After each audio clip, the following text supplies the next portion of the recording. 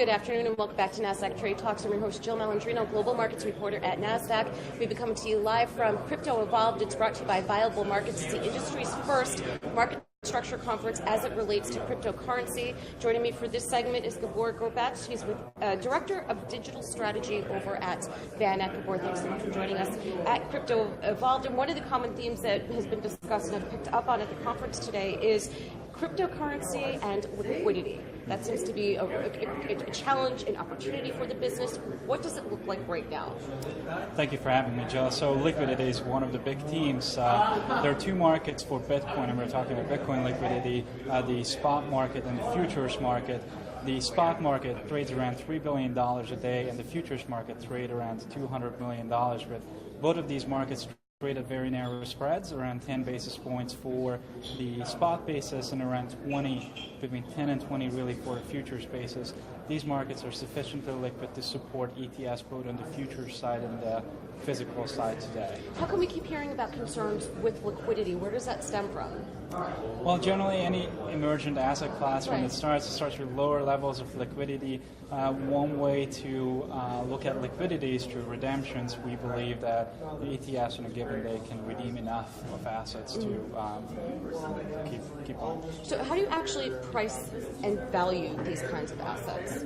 You would think that it's actually an easy question, like what's the price of Bitcoin? Right. And turns out it's actually quite a hard question because you go to a single source of exchange like Coinbase, Kraken, or one of the ItBit or one of these platforms, and you get one source of information, or you go to a website and you get another source of information. You don't even know who operates the website. So in our view, the best way to price digital assets today is through our pricing benchmarks through VanEck's wholly owned subsidiary called MBIS. So we build regulated, robust pricing benchmark for the digital asset industry.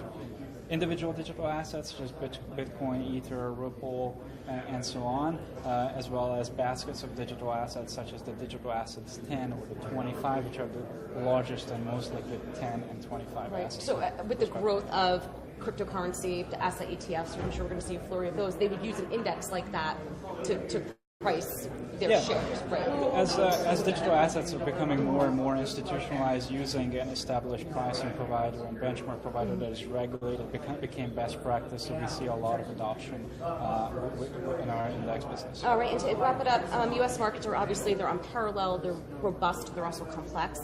How do you ensure customer protection and compliance as it relates to cryptocurrency?